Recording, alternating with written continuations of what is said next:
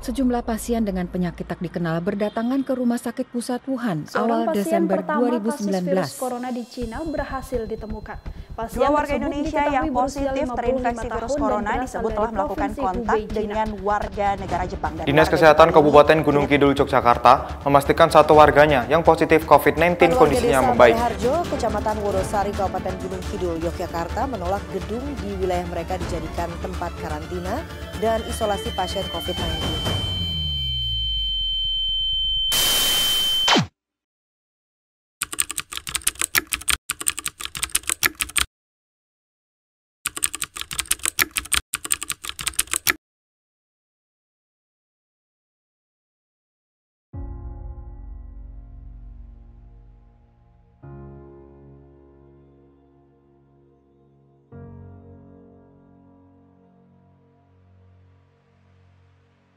Pandemi COVID-19 telah melanda seluruh dunia, tidak terkecuali Kabupaten Gunung Kidul. Awalnya, sekitar bulan Maret akhir 2020 ini, muncul satu kasus positif, yaitu dari Kecamatan Ponjong, di mana pasien ini berawal bekerja di ibu kota, kemudian pulang karena sakit, dan setelah diperiksa ternyata positif COVID-19. Sejak saat itu, pemerintah Kabupaten Gunung Kidul kemudian membentuk gugus tugas penanganan COVID-19 yang saat ini diketuai langsung oleh Bupati Gunung Kidul. Kemudian di dalam gugus tugas ini, semua UPD lintas sektor masuk di dalam gugus tugas ini, sehingga kami dapat bekerja sama dalam rangka penanganan COVID-19. Di awal-awal, karena waktu itu mendekati masuknya bulan Ramadan dan Idul Fitri, maka dibuat pos-pos penyekatan, di mana pos-pos ini bertugas untuk menyaring, mendeteksi agar apabila ada pemudik yang masuk ke Kabupaten Gunung Kidul itu akan terdata. Selain itu, justru ada yang lebih rinci lagi, di mana setiap desa melakukan surveillance berbasis masyarakat, di mana di setiap desa itu melakukan screening terhadap orang-orang yang datang ke desa tersebut. Dan ini semua dicatat dengan baik. Kemudian apabila ada yang sakit, apabila ada yang memerlukan pertolongan pelayanan kesehatan, maka di sini juga bekerja sama dengan puskesmas yang mewilayahi. Pada esensinya perencanaannya berkembang terus karena terjadi perubahan yang sangat cepat dengan kondisi COVID. Perubahan COVID begitu cepat, sementara perencanaan mengikuti sulit untuk mengejar. Tapi kita menyesuaikan dengan perkembangan COVID. Ini yang terkait dengan perencanaan. Kemudian di penganggaran sesuai dengan mekanisme kebijakan pemerintah mengacu pada surat edaran Mendagri maupun dari Permendagri, maupun anggaran yang mengacu pada peraturan Menteri Kesehatan atau keputusan Menteri Kesehatan. Jadi untuk anggaran ya disesuaikan pada kebutuhan perencanaan tadi, mulai dari kebutuhan APD, kemudian alat habis pakai PMAP, kemudian juga yang terkait dengan pencegahan, pelacakan kasus, surveillance, kemudian pendidikan kesehatan, dan juga yang terkait dengan untuk klaim, ya, untuk mengganti klaim pembiayaan kesehatannya untuk rujukan kasus. Nah ini kita hitung kebutuhan anggarannya, setiap jenis kebutuhan anggaran, misalnya APD tadi butuh berapa unit, kemudian dianggarkan dengan satuan, termasuk kegiatan untuk yang berupaya untuk pencegahan dan penanggulangannya.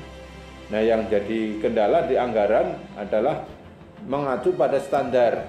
Nah, kadang standarnya juga berubah, karena di sini sifatnya darurat, kebijakannya juga darurat.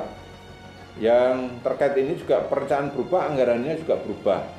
Jadi sistem perencanaan penganggaran pada izinnya mengikuti perkembangan kegiatan, perkembangan kasus COVID, kemudian juga anggaran dan perencanaan mengikuti sesuai standar yang berlaku atau kebijakan yang berlaku. Dan alhamdulillah sampai sekarang untuk perencanaan dan anggaran ini masih tercover dan masih kita mencukupi untuk kegiatan penanganan COVID di Gunung Kidul, khususnya di sektor kesehatan. Sebagai catatan, di perencanaan penganggaran kita juga mengkampung untuk kebutuhan puskesmas, bukan hanya di Dinkes, termasuk untuk yang rumah sakit swasta, kebutuhan APD maupun penanganan rujukan di berbagai level.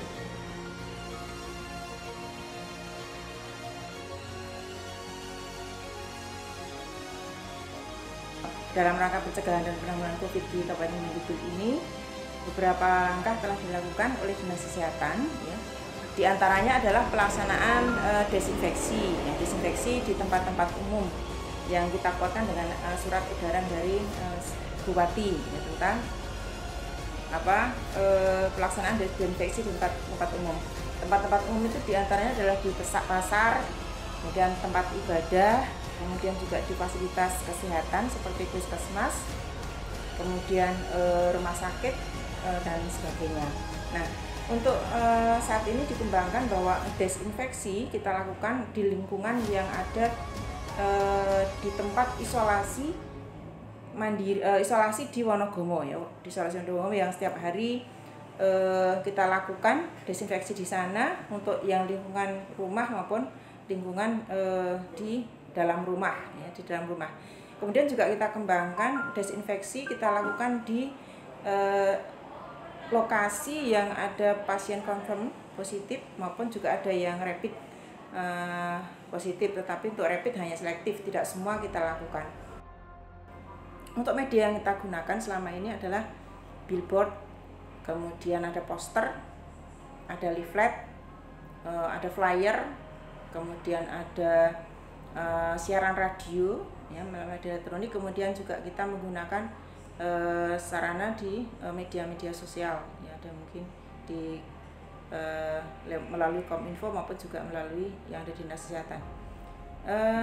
Untuk distribusi dari media-media yang kita lakukan itu kita sebar ke Fasiankes di antaranya puskesmas, ada rumah sakit, kemudian juga ke desa, ada yang ke posko-posko, ada yang ke masyarakat langsung. Pokoknya kita coba melakukan upaya promosi ini melalui media yang ada yang bisa digunakan dan juga melalui saluran yang kita gunakan.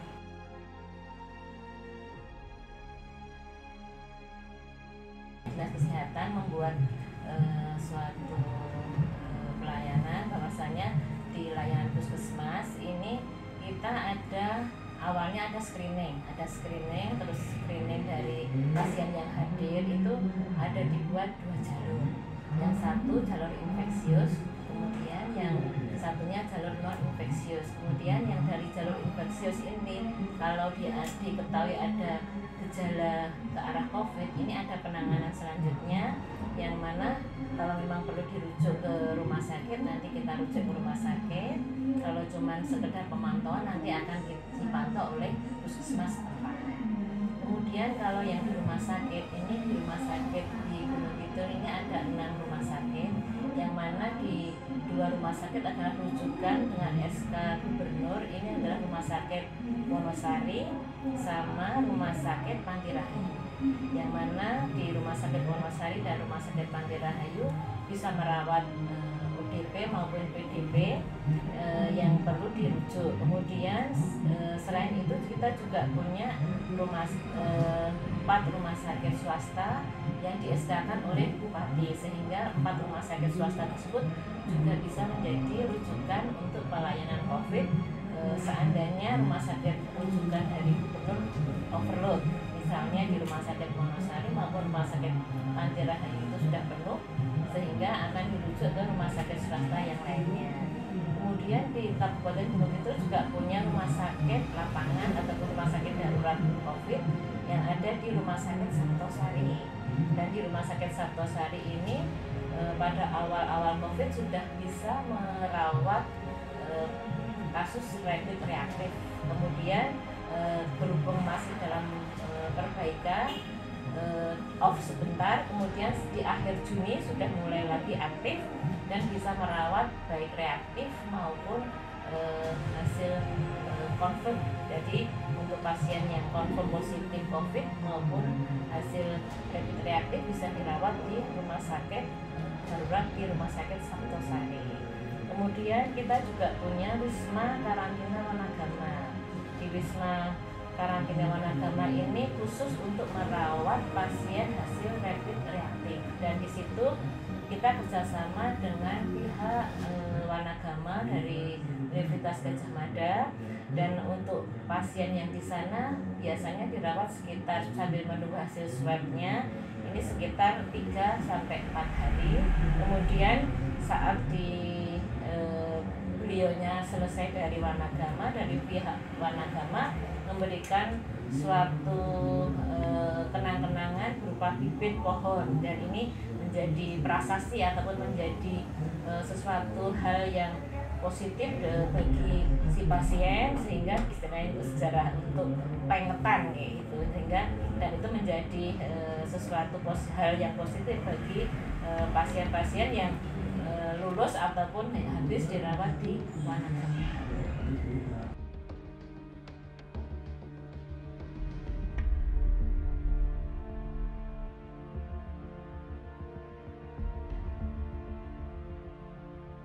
Ya, prinsip pengendalian COVID-19 itu ada pada deteksi dan respon.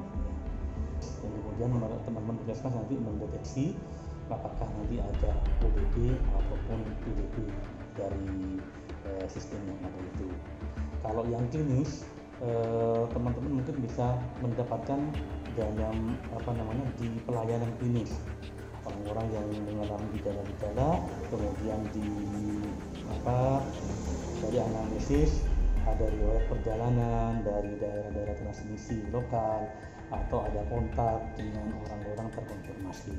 Nah, mereka ya orang-orang PMI ya atau pelaku perjalanan dari luar daerah, terutama daerah-daerah yang transmisi lokal, itu dilakukan isolasi, dilakukan karantina. Mula-mula puskesmas melakukan asesmen apakah nanti karantinanya bisa dilakukan mandiri di rumah, atau kalau dari hasil asesmen tidak bisa dilakukan di rumah, maka dikarantina di rumah karantina yang disiapkan oleh pemerintah Gunung Kidul. Nah, kemudian mereka lakukan rapid test. Kalau rapid test reaktif, maka memang harus masuk ke rumah karantina di Gunung Kidul, ditindaklanjuti dengan pemeriksaan swab. Kemudian jika swab hasil PCR-nya positif, maka akan dirujuk ke rumah sakit rujukan ya, kalau itu ada gejala-gejala sedang ataupun berat. Tapi bagi pasien-pasien yang tanpa gejala atau dengan gejala ringan, nanti diisolasi di rumah sakit darurat COVID, Rumah Sakit Sabtosari. Sedangkan bagi mereka yang terbukti hasil PCR-nya negatif, mereka kembali ke rumah dengan tetap menerapkan protokol-protokol COVID. Nah, kemudian yang kedua, ketika sudah mendapatkan pasien confirm, maka ditindaklanjuti oleh teman-teman yang ada di puskesmas maupun ada yang di dinas dengan pelacakan kasus ya, untuk melacak adakah orang-orang yang kontak erat dengan kasus confirm. Jika ditemukan kontak erat, maka dilakukan karantina ya dengan hasil asesmen itu ya, apakah nanti karantina di rumah atau nanti dikarantina di rumah karantina yang disediakan oleh pemerintah. Nah, kemudian ditindaklanjuti dengan pemeriksaan RDT, ya. Jika rapid testnya reaktif, maka juga dikarantina di rumah karantina. Dalam hal ini rumah karantina Wanagama, jadi kita memiliki rumah karantina di Wanagama. Kemudian kita tindaklanjuti dengan pengambilan swab untuk dilakukan pemeriksaan PCR. Kalau PCR-nya positif, sama dengan kasus yang tadi yang sebelumnya. Kalau tanpa gejala atau gejala ringan, maka diisolasi di rumah sakit darurat COVID-19 di Sabtosari. Tapi bagi pasien-pasien yang memiliki gejala sedang dan berat atau memiliki komorbid yang cukup serius, maka mereka diisolasi di rumah sakit rujukan, yaitu Rumah Sakit Wonosari atau di Rumah Sakit Panti Rahayu.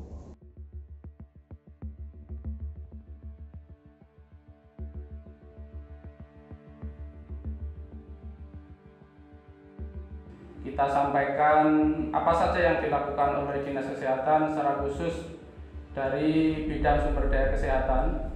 Bahan medis habis pakai, tentu kita melihat kepentingan-kepentingan pelayanan, apakah ini kepentingan untuk pelayanan di poliklinik, di dalam gedung, atau ini untuk kepentingan tracing, kontak tracing teman-teman di lapangan, ataukah ini dalam rangka untuk screening di awal pelayanan. Sehingga kita bedakan bahan medis habis pakai ini adalah berdasarkan 3 tahapan. Yang pertama adalah severity level 1, kemudian yang kedua severity level 2, yang ketiga adalah severity level 3. Severity level 1 ini dimaksudkan teman-teman pelayanan kesehatan di tahapan screening pada kasus yang mau pada kunjungan pasien yang ada di ruangan. Sebelum masuk di ruangan ini tentu kita butuhkan masker, sarung tangan. Ini adalah untuk severity level 1. Kemudian severity level 2 termasuk menggunakan coverall. Kemudian severity level 3 ini penggunaan APD lengkap, termasuk hand shoe, termasuk goggle, kacamata, termasuk face shield dan sebagainya. Ini kita siapkan selengkap mungkin untuk teman-teman yang di kasus yang memang sudah dinyatakan positif.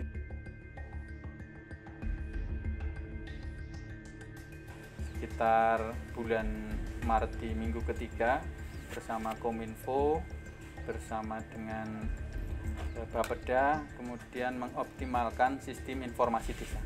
Sistem informasi desa ini diharapkan bisa melakukan pendataan pada awalnya untuk pergerakan orang-orang yang memiliki riwayat perjalanan dari transmisi lokal.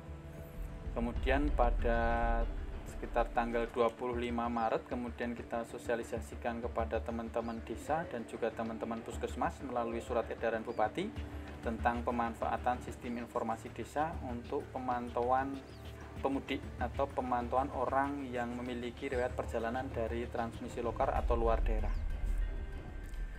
Kemudian selanjutnya sesuai dengan perkembangan, akhirnya SID ini juga tidak hanya untuk melakukan pemantauan untuk para pemudik, akhirnya disempurnakan untuk memantau pendataan OTG, ODP, PDP, dan juga positif confirm.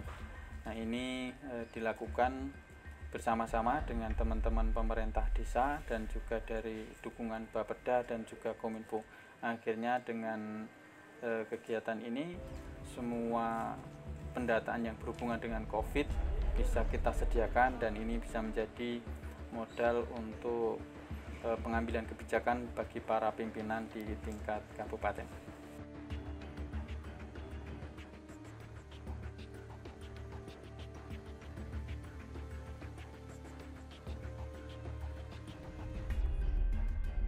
Kegiatan yang selama ini dilakukan di Wanagama, pasien ataupun OTG yang kami sebut di sini OTG karena mereka masuk di sini semua tanpa gejala. Masuk pertama di sini ada yang rapidnya reaktif langsung masuk atau Dari puskesmas setelah swab rumah sakit langsung masuk. Nah ini nanti pengelolaannya, mereka rutin itu diulang lagi swab ke RSUD Wonosari. Sepanjang perjalanan banyak masukan. Ternyata mobilisasi pasien dari Wanagama sampai ke RSUD kembali ke Wanagama cukup menguras waktu mereka di jalan. Jadi ada kebijakan mulai kemarin, sejak kemarin tanggal 11. Jadi semua OTG tidak di swab di RSUD Wonosari. Jadi mereka sudah dilakukan swab di Wanagama. Jadi ini memang sifatnya lebih ke mengurangi mobilisasi pasien supaya tidak banyak terpapar dengan lingkungan yang mereka lalui. Kemudian kegiatan kami di sini selain ada acara mereka rutin senam pagi ataupun berjemur, tetapi dari panitia penyelenggara dalam hal ini adalah BPPD Kabupaten Gunung Kidul itu menghadirkan narasumber kegiatan konseling psikologi, kemudian kegiatan senam pagi, olahraga, dan juga siraman rohani dari wilayah lingkungan yang ada di Wanagama. Wanagama masuk di Kecamatan Pelayan. Jadi untuk pengelola senamnya langsung dari Perwosi Pelayan, kemudian siraman rohaninya dari KUA Pelayan, sementara konseling psikolognya dari LPTI Pelayan.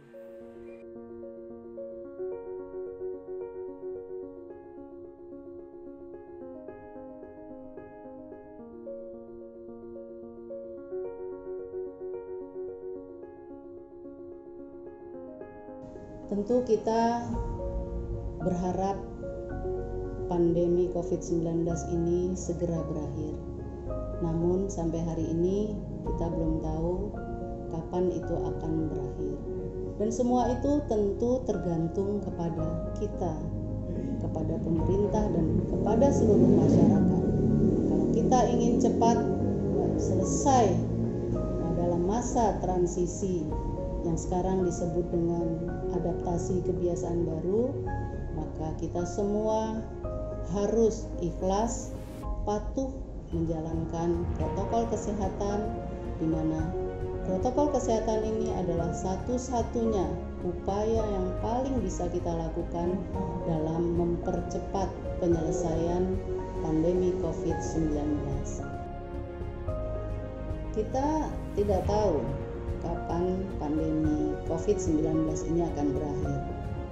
Tetapi kita, pemerintah, masyarakat yang menentukan cepat atau lambatnya pandemi COVID-19 ini berakhir. Tentu dengan protokol kesehatan yang sudah ditetapkan. Maka mari kita semua menjalankan protokol kesehatan ini dengan disiplin, patuh dimanapun kita berada.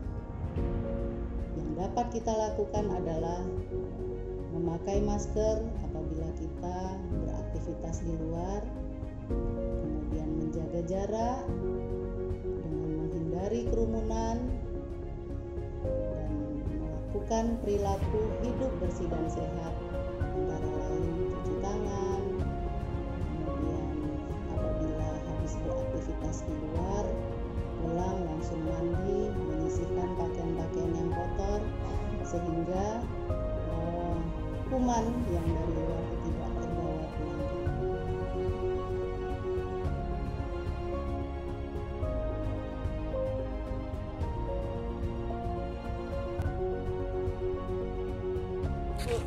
Semuanya akan saya laksanakan dengan protokol kesehatan. Ya, amin ya.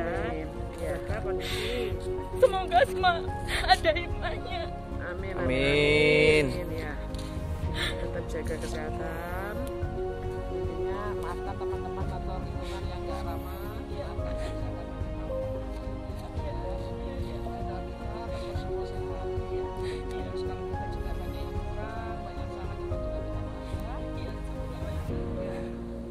semangat ya.